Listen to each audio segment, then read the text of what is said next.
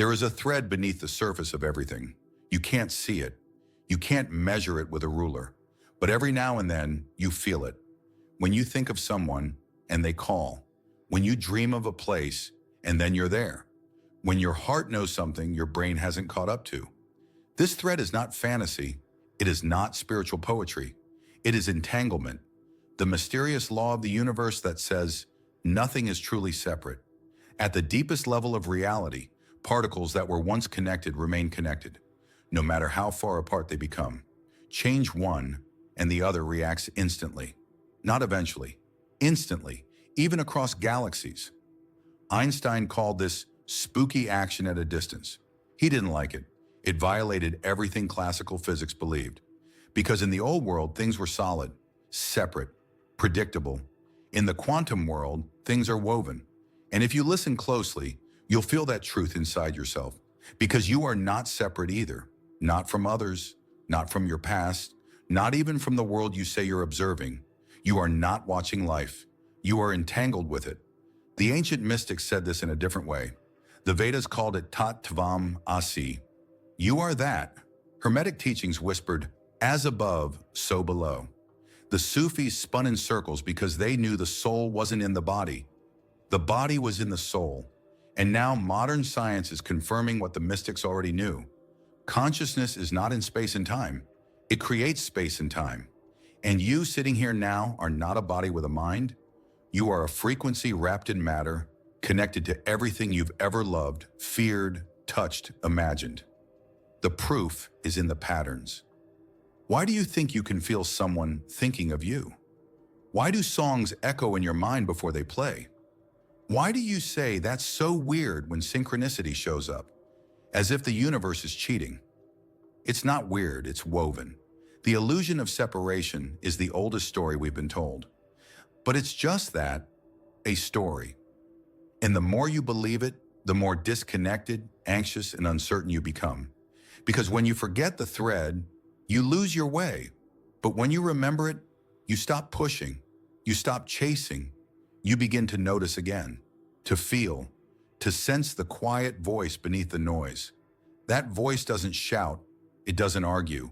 It whispers in the language of the field. Breathe. You're still connected. Let go. The signal is still open. Feel. Everything is happening through you, not to you. This is what quantum entanglement really means. The universe is not a machine. It's a mirror. And the more coherent you become, the clearer the reflection gets. So pause. Feel into your body. Feel into the space around your skin. The room, the air, the sky above the roof. And now, feel into someone you love, no matter where they are. That feeling, that warmth, that ache in the chest that turns into presence, that's not imagination, that's entanglement. And this is just the beginning. Albert Einstein was a genius, but even geniuses have blind spots. And his greatest one may have been this. He didn't believe the universe could be so spooky. That's the word he used. Spooky action at a distance. He was describing quantum entanglement. Two particles, once linked, responding to each other instantly, no matter the distance between them. No delay, no signal, no explanation. It violated everything Einstein believed about physics, about space, time, cause, and effect. To him, it sounded more like magic than science. So he resisted it. He and two colleagues published a famous paper in 1935, the EPR paradox, named after Einstein, Podolsky, and Rosen. It was meant to show the absurdity of entanglement. They argued, if quantum mechanics allows this kind of connection, then the theory must be incomplete. They believed there had to be hidden variables, some invisible signal traveling between the particles faster than light. Something classical, predictable, something that made sense. But nature didn't agree. In the 1960s, physicist John Bell formulated an elegant test, Bell's theorem, which set the stage for experimental proof. And in 1982, at the University of Paris, Alain Aspect performed the definitive test. The result? Quantum entanglement was real. No hidden variables, no faster-than-light messenger, just pure, instant, non-local connection across space and time. Einstein was wrong. The universe isn't a clockwork machine. It's a living field of interconnection. But here's what Einstein got right. He never stopped asking questions. He never stopped seeking the deep harmony behind all things. He once said, "The most beautiful thing we can experience is the mysterious. It is the source of all true art and science." And in his own way, he cracked the door open to a reality that was more poetic than predictable. He paved the way for others, like David Bohm. Bohm was a physicist too, but also a philosopher, and he saw entanglement not as an error in the system, but as evidence of something deeper, a hidden layer of reality he called the implicate order. In the implicate order, everything is enfolded into everything else. There is no here and there. There is only now, rippling through every particle, every thought, every heartbeat. And what you see, what you touch, what you think of as real is the explicate order, the unfolded surface of the deeper whole. It's like watching the ocean and thinking the waves are separate, but they are all the ocean, just movements of one field. And now even mainstream science is beginning to acknowledge what mystics, monks, and mothers have always known intuitively. You don't need to be in the same room to be connected. You don't need to speak to be understood. You don't need physical touch to feel resonance. Quantum entanglement isn't just a property of particles. It's a blueprint of consciousness itself. And here's the part they don't teach in school. If particles can respond to each other instantly, what does that say about your thoughts, your feelings, your attention? What if the very act of observation shapes the outcome? What if the coherence of your own inner world decides what shows up in your outer one? This is not superstition. This is quantum mechanics, and it's whispering. You're not observing the world. You're entangled with it. So yes, Einstein was wrong about spooky action, but he was right about the mystery. He just didn't know how alive it really was. And now that you do, the question becomes, how do you want to use it? You don't need a laboratory to prove entanglement. You live it. You've felt it in the ache in your chest when someone far away is hurting. In the text message you were about to send, before they sent you the same one. In the way a name echoes in your mind, and hours later that person appears. That's not coincidence. That's resonance. Science explains it with quantum mechanics, but you've always known it in your bones, because connection doesn't require proximity, it requires coherence. Let's go back. Think of someone you love, truly love. Notice how you don't need to be in the same room to feel them. You don't need to speak aloud to know when something's wrong. Sometimes you just know. Not because of logic, but because of entanglement. In the quantum world, once two particles interact, they are forever linked. Distance doesn't dissolve the bond. It deepens the mystery. Now imagine this. Every conversation you've had, every time you've held someone's gaze, every time you've shared vulnerability or trauma or love, you became entangled. Emotion was the glue. Presence was the thread. And even now, long after the words were said, long after the relationship changed, there's still something between you, not visible, but very much alive. Entanglement isn't just a physical phenomenon. It's emotional, energetic, spiritual. It's what happens when two frequencies touch in full presence. When you stop pretending and your field says, "I see you." This is why breakups hurt even when they're silent. Why grief feels like phantom pain. Why healing requires clearing cords, not just moving on. Because your nervous system doesn't know the relationship is over. Your field doesn't understand time like your calendar does. It only knows what it has been woven into. And the more emotionally intense the connection, the stronger the entanglement. This is why your thoughts loop, why certain people live rent-free in your mind, why memories carry weight even after years. You're not obsessing, you're entangled. But here's the gift. If entanglement is real, so is intentional disconnection. So is energetic forgiveness. So is retuning your frequency and freeing your field.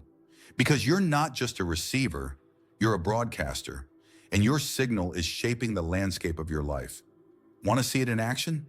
Notice what happens when you shift emotionally, when you move from anxiety to peace, from fear to clarity. Suddenly the phone rings, the opportunity arrives. The thing you were pushing for finally moves.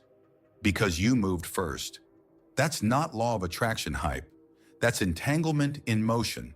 Because just like a violin string tuned in harmony causes another to vibrate, your field is vibrating, and others, known and unknown, feel you. You don't have to believe in it. You are it. And the more conscious you become of this, the more intentional you can be in how you show up, in what you allow to remain tangled in your system, in who you connect with, and how deeply. Because every moment of true presence is another strand in the web of becoming. You don't find alignment, you broadcast it, and you attract what matches. This is what it means to live quantum, to know you are never isolated, to understand that the signal you emit is the one that shapes your reflection. You are not watching life. You are in relationship with it. You are already entangled. Now, the question is, what are you entangled with? We've been taught that the brain is the control center, that thoughts create your reality, that the mind is the source of power. But here's the quiet truth, hidden in plain sight. The heart sends more information to the brain than the brain sends to the heart. Let that settle. The heart is not a pump. It's an electromagnetic command center. It generates a field 60 times more powerful electrically and up to 5,000 times more powerful magnetically than the brain. And this field isn't contained inside you. It radiates outward up to several feet around the body. That means when you walk into a room, your heart speaks before you do. It doesn't wait for language, it transmits frequency. And those around you, consciously or not, begin to resonate with your signal. This is not mysticism. This is the science of heart coherence, researched deeply by institutions like HeartMath.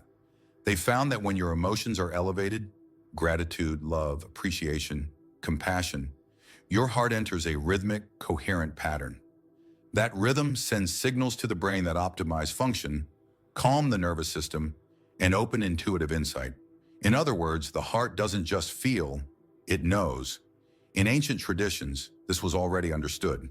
The Egyptians believed the heart, not the brain, held the soul. The Upanishads described the Hridayam, the spiritual heart, as the seat of the self. Even Jesus said, "Blessed are the pure in heart, for they shall see God." The mystics always knew. To know truth, you don't think harder, you feel deeper. When the heart is coherent, it becomes a tuning fork, a transmitter of pure signal.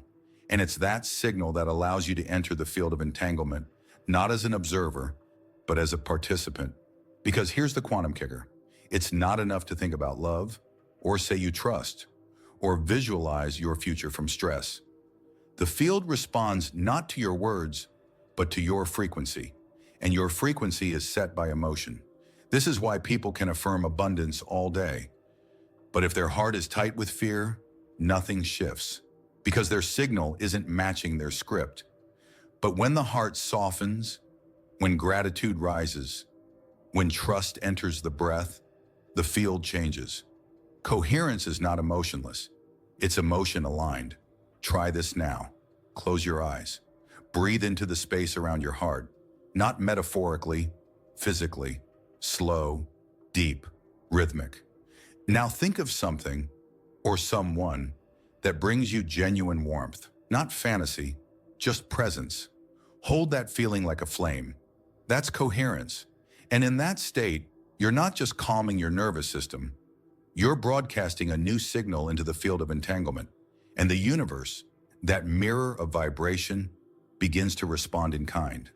Because when your heart and mind are in alignment, your body becomes the bridge, and the field becomes clear. This is how the mystics prayed. This is how shamans healed. This is how dreams became reality. Not through force, but through coherence. So remember, you don't need to push. You don't need to prove. You just need to feel truth with enough honesty that your heart begins to speak it for you. Because the heart doesn't lie. And in the quantum world, the most honest frequency always leads. We've been taught to control everything. Control your time, control your thoughts, control your outcome. And when it doesn't work, control harder. But in the quantum world, control is friction, and friction interrupts the flow. The harder you try to force coherence, the more chaotic your signal becomes, Because control comes from fear, and fear is the language of separation. Let's make this real. Have you ever tried to meditate, but ended up thinking harder about not thinking?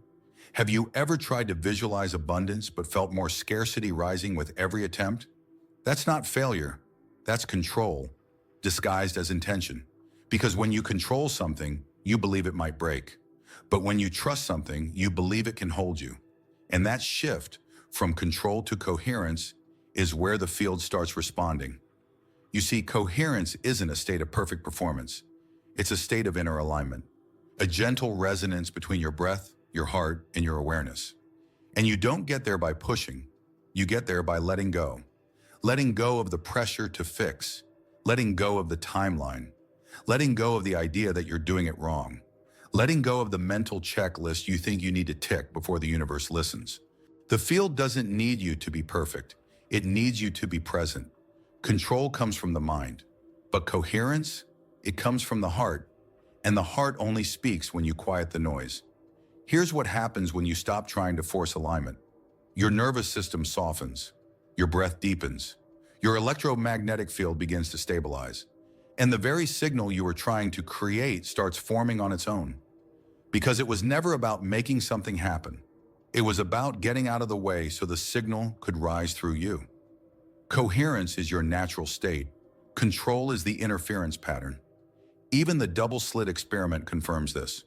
When we observe with intensity, with expectation, the wave collapses, but when we observe with neutrality, the wave becomes possibility. And so it is with your life. The more you push, the more timelines collapse under pressure. The more you soften, the more space you give for emergence. Let this be your new mantra. I don't chase alignment. I allow coherence. Try it now. Close your eyes.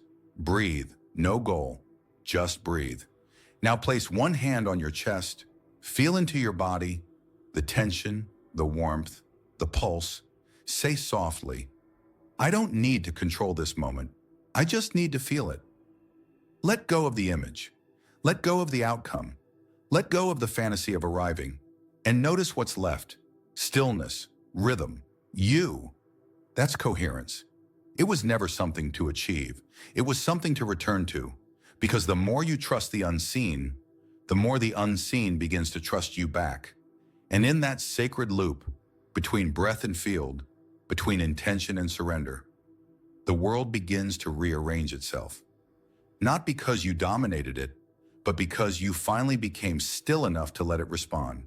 Control contracts, coherence expands, and expansion is where the magic lives. Every emotion you feel leaves a trace, not just in your body, but in the field around you. Your nervous system records it, your breath adapts to it, your posture holds it.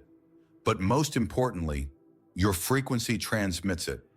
You are not just a receiver of life, you are a broadcaster of memory. And the memories that carry the most emotion are the ones that echo the longest. Think of a moment you felt humiliated as a child. Now notice how quickly that memory returns when something similar happens today. The field doesn't forget, because the field doesn't measure time the way your calendar does. It measures charge. And the more emotional voltage something carries, the deeper the imprint it leaves, in your subconscious and in the entangled field around you. This is why trauma loops, why patterns repeat, why the same kind of relationship, the same trigger, the same reaction keeps appearing. Even after you thought you healed it, you didn't manifest it by thinking wrong. You remembered it by vibrating the same emotional tone. Because the field doesn't deliver what you want. It responds to what you vibrate consistently. So how do you shift it? You don't just change your mind, you change your emotional signature. You begin with presence, with awareness, with witnessing, not suppressing. Because suppressed emotion doesn't dissolve. It stores itself in muscle, in breath, in your electromagnetic frequency. And every time you revisit that emotion, without clearing it, you reinforce the broadcast. But when you feel it consciously, compassionately, without judgment, something begins to shift. The charge dissolves. The wave decoheres. The pattern loses momentum. Try this. Remember something painful, just for a moment. Notice where it lives in the body. Now place a hand there, not to fix, just to witness. Breathe. Say to that space, I see you, I hear you. I no longer need you to hold this memory. That's not woo-woo. That's field reprogramming. Because when you meet emotion with coherent attention, you begin to change the frequency of the imprint. And once the frequency changes, so does the reflection. Joe Dispenza teaches that elevated emotion is the fuel that activates new potentials. But if old emotions are still saturating the signal, those potentials can't stabilize. This is why forgiveness is not just spiritual, it's energetic hygiene. You don't forgive for the other person. You forgive to stop leaking voltage, to stop sending signals that keep you locked in someone else's timeline. The field doesn't forget, but the field can be retuned, and every breath, every conscious feeling, every clearing moment is a recalibration. Emotion is energy in motion. Let it move, let it rise, let it speak, and then let it be released. Because when the old emotional residue is gone, your signal becomes clean. And a clean signal? That's what coherence feels like. The universe doesn't just hear your words, it hears your emotional tone. And that tone is what summons your reflection. So check in. What are you transmitting today and unconsciously? What emotions are shaping your frequency, even when your words are positive? And more importantly, what would it feel like to release them? Because once the emotional field is clear, the possibilities return. There is a language older than words. It doesn't come from the brain. It doesn't form in sentences. It rises in images, sensations, sudden impulses. And it speaks from a place that doesn't care about logic, only truth. This is the language of the subconscious, and it is entangled with something far beyond your conscious mind. When you sleep, you enter a realm where space and time no longer function in straight lines. You dream of people you haven't met yet. You revisit moments from your childhood. You receive messages you can't explain. Some call it imagination. But the mystics, the shamans, the neurobiologists who study altered states, they know better. Because your dreams are not nonsense. They are the subconscious decoding the entangled field. Carl Jung called it the collective unconscious, a layer of shared memory and archetype beneath individual identity. He believed our dreams were not personal but deeply interconnected, reflections of symbols moving through the entire field of human consciousness. And now quantum physics echoes this truth. Because if everything is entangled, then your dreams are not yours alone. They are ripples in the shared ocean. Ever had a dream that came true? A vision that played out in waking life? A gut instinct you couldn't justify, but couldn't ignore? That's not coincidence. That's non-local intelligence. And the more coherent your inner world becomes, the clearer the signal. Here's how it works. When your brain enters the theta state, between waking and sleeping, it becomes more receptive to the subtle field. The critical, filtering mind slows. The subconscious opens. And in that opening, messages from the quantum field slip through. Not as instructions, but as symbols, impressions, unspoken truths. The problem is, we've been trained to distrust this language. We were told dreams are random, intuition is irrational, gut instinct is unreliable. But the truth is, your subconscious is the first part of you to receive entangled information. Because it doesn't resist, it doesn't argue, it just listens. This is why people receive insights in dreams that solve problems they couldn't crack for weeks. Why ancient mystics receive visions through fasting and sleep. Why you feel something in your body before it happens. Intuition is not mystical fluff. It is entangled perception, and when you honor it, you amplify it. So how do you reconnect? Start simple. Keep a dream journal, not for analysis, for attunement. Every night, your subconscious downloads something that your conscious mind has ignored. Writing it gives it form, pattern, meaning. Meditate into the edges of sleep. Let the theta state open. Visualize yourself as part of a larger web, connected to minds, symbols, timelines beyond your own. Feel into your gut. The enteric nervous system, often called the second brain, has its own intelligence, its own signals. Listen, trust the first feeling, not the second one that questions it, not the third one that rationalizes it, the first one. That's the field whispering before the mind interrupts. You don't need to see the whole vision. You need to feel the thread. Because every dream, every flash of knowing, every intuitive moment is a pulse from the deeper layer of entanglement. Your subconscious is not just memory, it's your antenna. And the signal is already active. You're not learning how to access the field. You're remembering the part of you that never disconnected from it. Fear is the original interference pattern.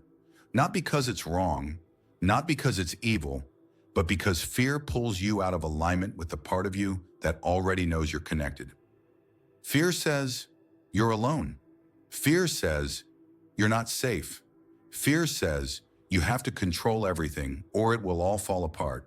And in that contraction, the field tightens, your breath shortens, your nervous system spikes, your signal gets erratic. And suddenly you can't feel intuition. You can't trust what you know. You can't hear the whisper of the field because fear is too loud. But here's the truth. Fear doesn't block reality. It blocks your ability to receive it clearly. Think of the body like an antenna. In safety, it's open, receptive, coherent, but in fear, the body locks down. It curls inward. It prepares for survival. In survival, there is no space for intuition, no patience for synchronicity, no sensitivity to the subtle, only urgency. This is why you can't feel aligned when you're anxious, why your rituals don't work when you're in panic, why everything feels far away when you're scared, even though the field has not moved. You moved, and the good news, you can return. Because fear is a frequency, and frequencies can be retuned. Let's talk science. When you're in fear, your body enters a high beta brainwave state, frantic, fast, fragmented. Your heart rate speeds up. Cortisol floods the system. The amygdala, the fight or flight center, takes over. It disconnects your prefrontal cortex, the part of your brain responsible for higher reasoning, intuition, empathy. That's not spiritual. That's neurobiology. But when you begin to regulate, when you breathe intentionally, when you place your hand on your heart and slow your rhythm, you shift from beta to alpha, theta, even gamma. You return to coherence. You return to presence. You return to entanglement. Because the field is not static, it's responsive. It mirrors your internal state. So when fear is present, your signal collapses. When safety is cultivated, the signal expands. That's the work. Not to eliminate fear, but to interrupt its dominance. To create a new default signal. One of grounded trust, of nervous system stability, of emotional spaciousness. Try this now. Close your eyes. Place both hands over your heart. Inhale slowly for 5 seconds. Exhale slowly for 5 seconds. Repeat. Now say softly, inwardly, it's safe to soften. It's safe to receive. It's safe to feel connected again. You don't need to believe it perfectly. You just need to breathe with it until the body starts to remember. Because the more you anchor safety into your system, the more clearly you can tune into the field. And the field? It's already trying to speak to you. But it won't scream. It will only whisper, beneath the noise of panic, beneath the urge to control. And when you're still enough to hear it, the connection returns. You didn't lose it. You just stopped feeling it. And when you return to safety, you return to signal clarity. Fear contracts the signal.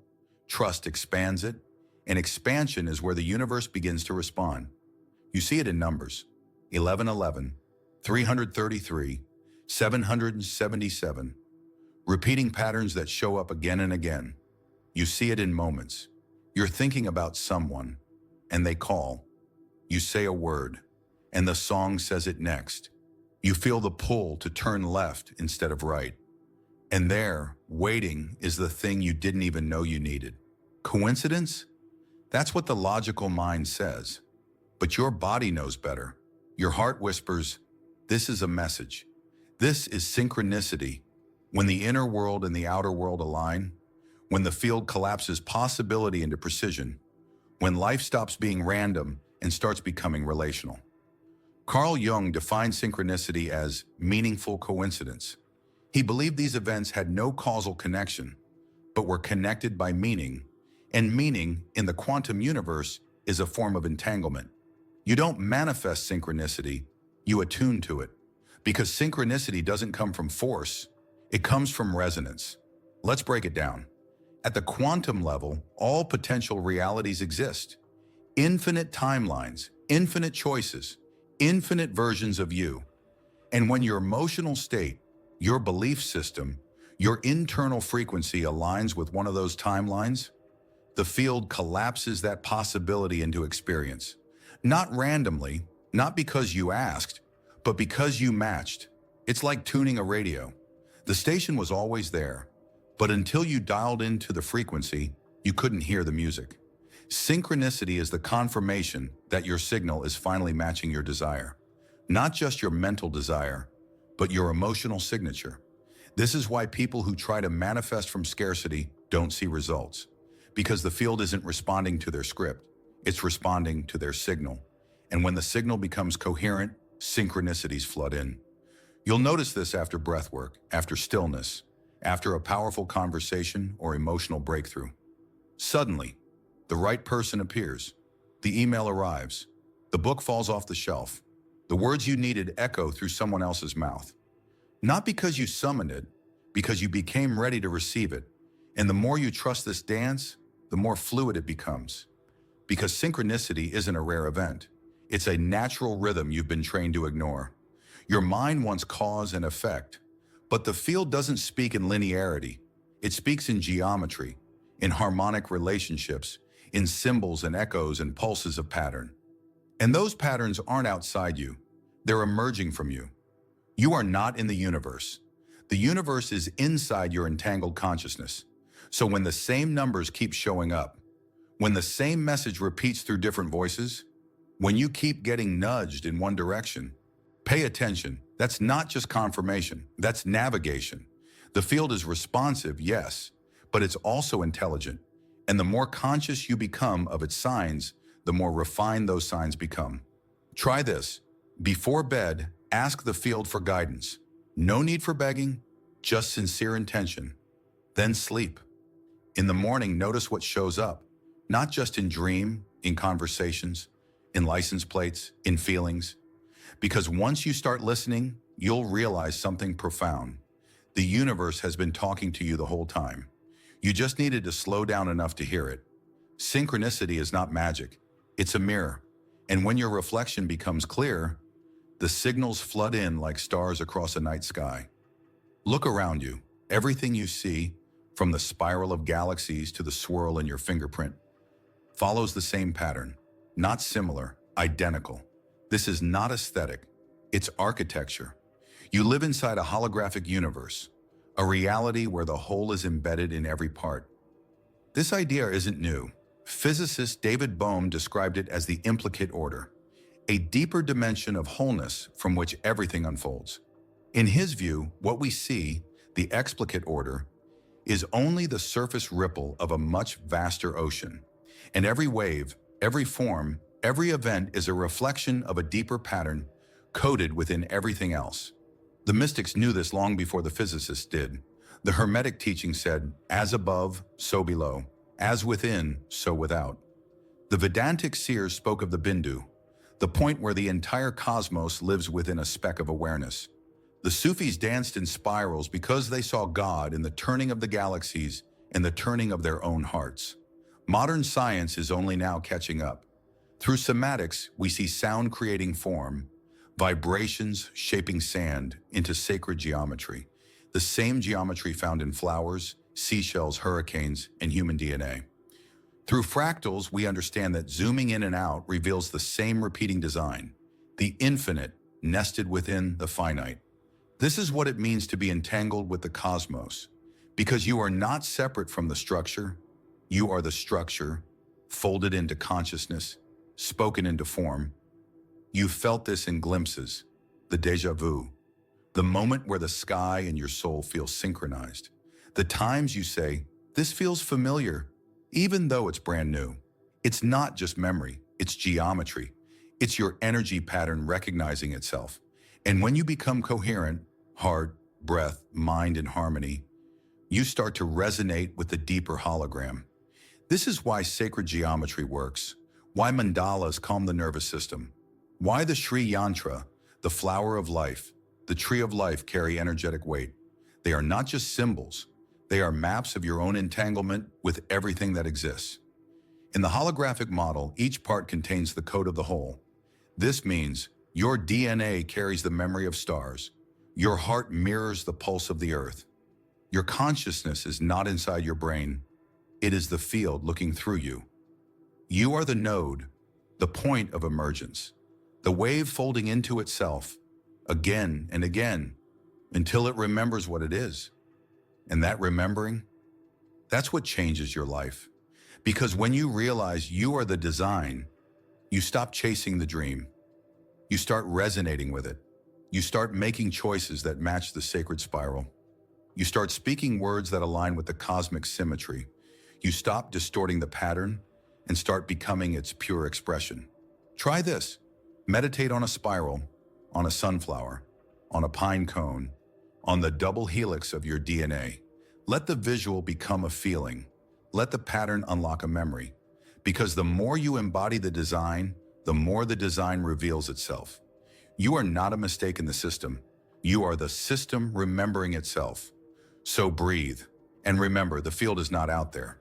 It's folded inside you, waiting for coherence to unfold it. Knowledge without ritual is potential unrealized. Because the field doesn't respond to what you know. It responds to what you embody. You can understand coherence. You can believe in entanglement. You can intellectually accept that your signal shapes your reality. But until you ritualize your frequency, you're still broadcasting noise. This is where the transformation begins. Not in theory, but in rhythm. Because the field loves rhythm. The heart beats in rhythm. The planets move in rhythm. Your breath, your walk, your speech, they all become more powerful when they follow pattern. Let's build that pattern now. Each morning before your thoughts gather speed, sit upright. Close your eyes.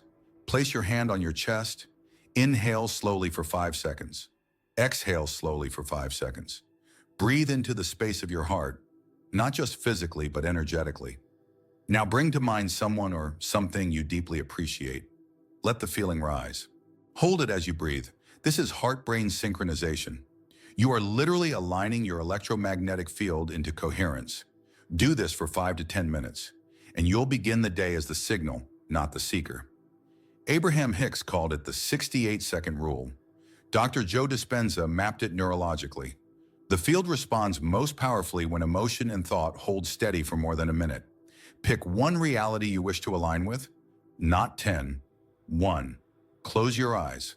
Feel the outcome as already true, not forced, felt. Breathe as if it's done. Walk the scene in your mind.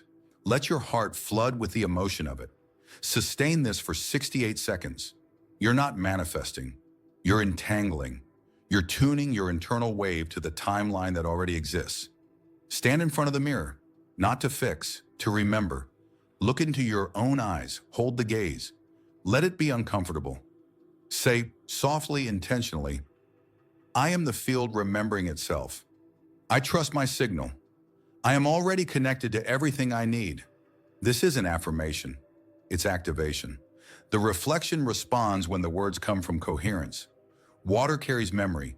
Masaru Emoto proved that intention shapes its structure. Before you drink water, pause. Hold the glass in both hands. Speak one word into it. Clarity, love, expansion. Feel the vibration travel through your hands into the water, into your cells. Your body is 70% water. You're literally reprogramming your frequency. As you move through your day, don't just think, radiate. Before a conversation, align. Before a task, breathe. Before you speak, feel. Your body is not passive. It is a broadcasting tower. And every step you take from coherence transmits a new geometry into space. Let your walk become a prayer. Let your presence become your voice. These rituals are not about perfection. They are about alignment. Tiny acts of sacred rhythm that retune your frequency from unconscious reactivity to conscious creation. Because in a world of noise, A clear signal is revolutionary.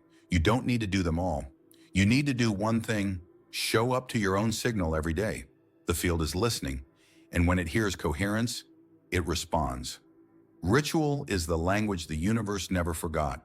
Speak it with presence, speak it with breath, speak it with rhythm, and let the geometry of your life rearrange itself.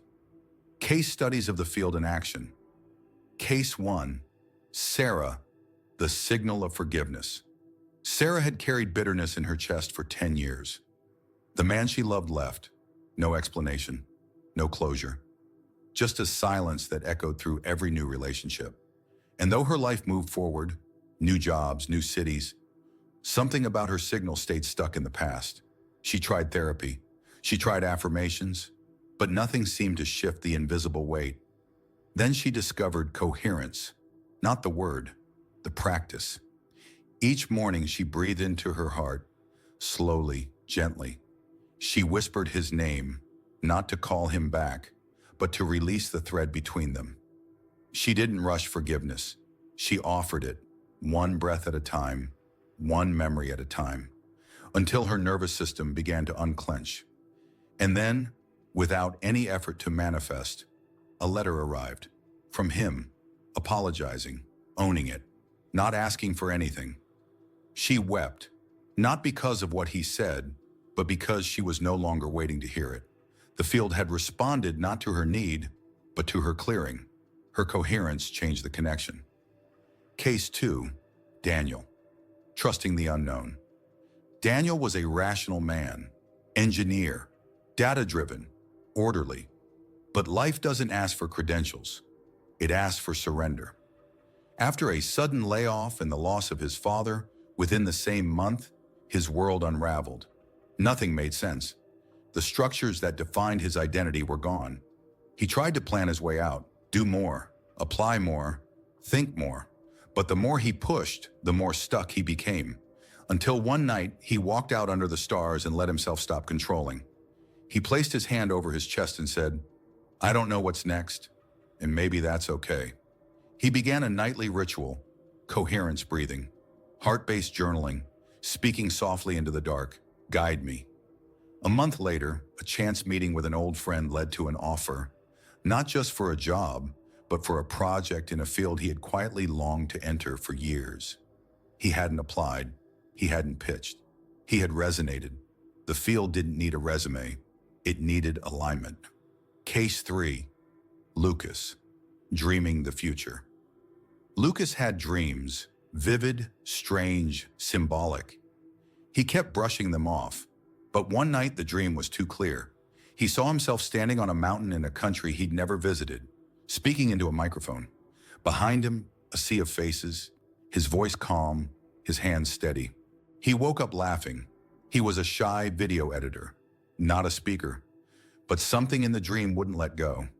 So he followed the thread, started journaling every dream, started making videos, not for clients, but for his soul.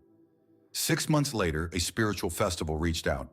One of his passion projects had gone viral. They asked him to speak in Switzerland, on a hill, microphone in hand. He froze, then remembered the dream. The field had already sent the message. All he had to do was match the signal. These aren't stories about magic. They're stories about entanglement, about how reality responds when emotion, intention, and coherence align.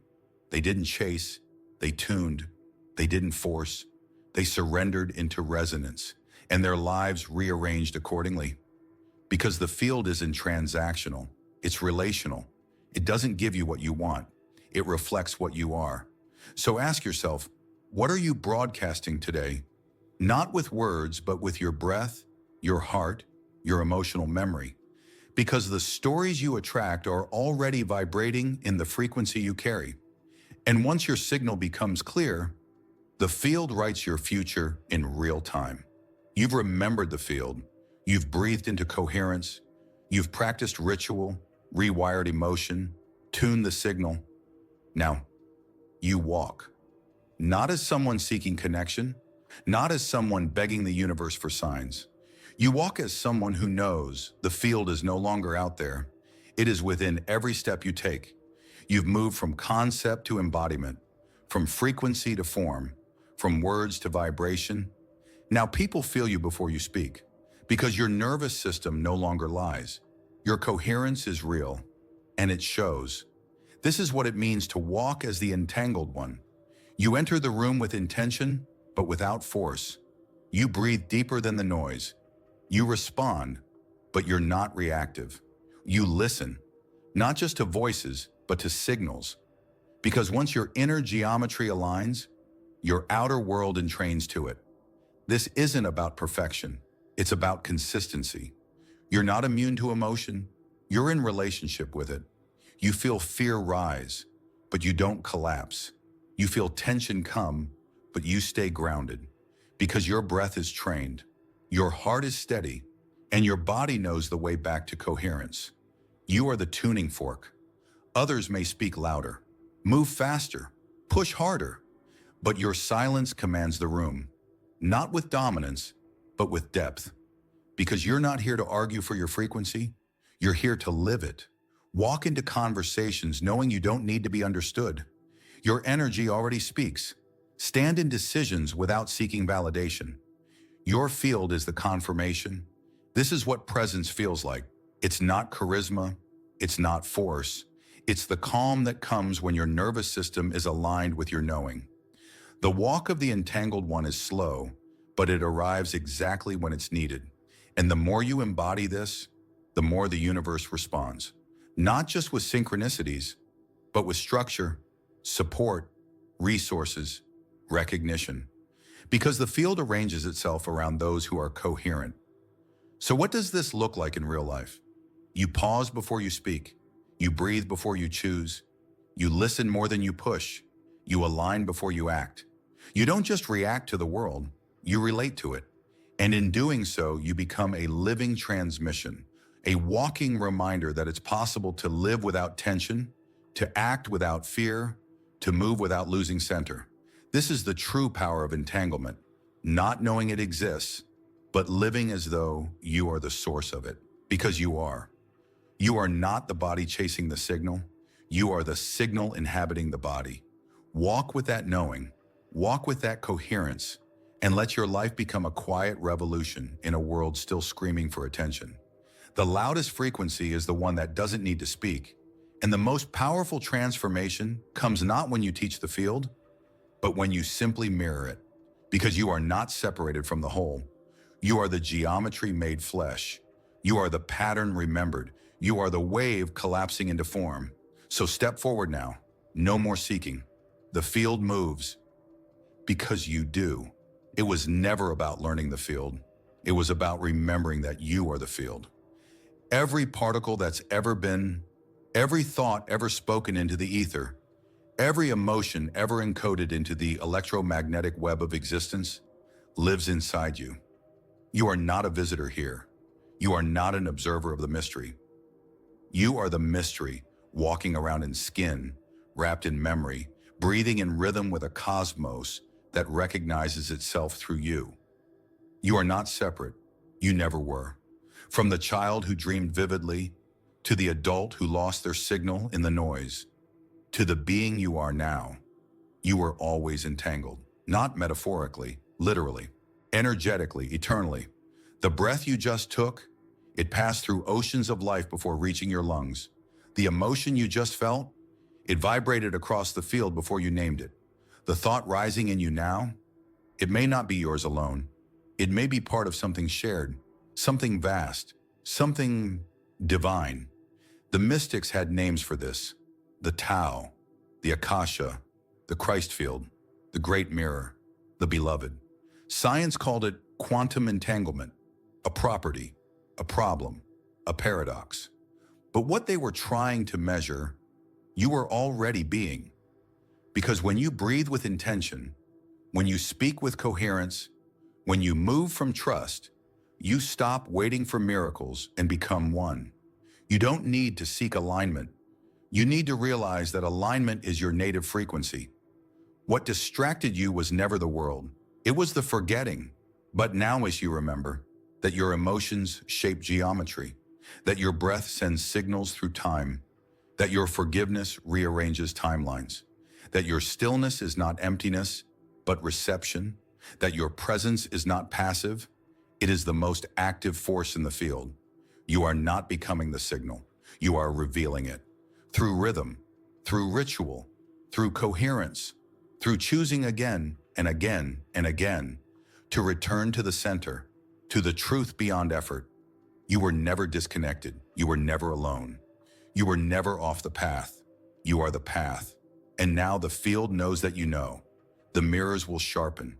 The synchronicities will accelerate. The timelines will shift. Not because you command them, but because you've made peace with their flow. There is no outside and inside anymore. Only echoes, only frequency, only you, and all things reflected back. So take this remembering into the world. Walk slow. Breathe deep, speak with care, not as someone who's trying to get it right, but as someone who knows the field is listening to your every vibration. You are no longer asking, you are in training. You are no longer looking for the map. You are the geometry. You are no longer a spark in the dark. You are the fractal of everything. So trust the dream, trust the signal, trust the silence between words, because if entanglement has taught us anything, it's that we've never been alone. We've just been whispering to ourselves across space and time, waiting for the moment we'd finally hear the message. You are the spell. You are the signal. You are the field, living, breathing, remembering, returning.